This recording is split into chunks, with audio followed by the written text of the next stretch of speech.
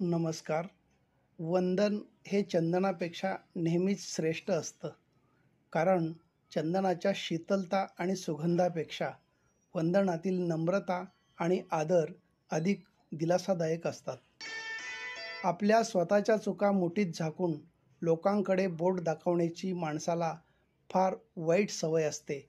त्यामुळे त्याला आपल्या चुका सुधारण्याची संधीच मिळत नाही.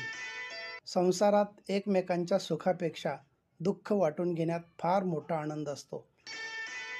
श्रीमंती पैसे कमावण्यात नाही, तर पैसे कमावताना आपल्यातला माणूस घडवण्यात आहे.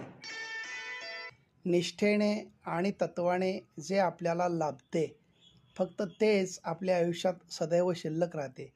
बाकी सारे काही नियतीच्याच वजाबाकीत गायब होऊन जाते.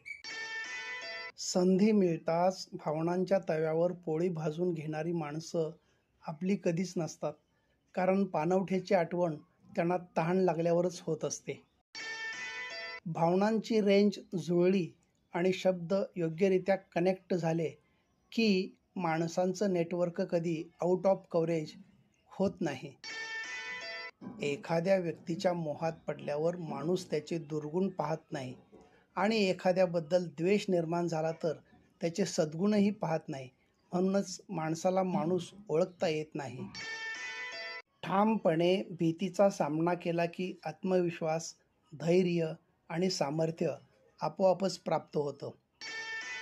धावण्याची आवश्यकता दुसऱ्यांपर्यंत पोहोचण्यासाठी असते.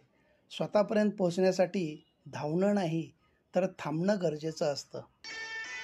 पेट में गया जहर सिर्फ एक व्यक्ति को मारता है, लेकिन जो जहर कानों में जाता है वही सैकड़ों लोगों को मारता है. धन्यवाद.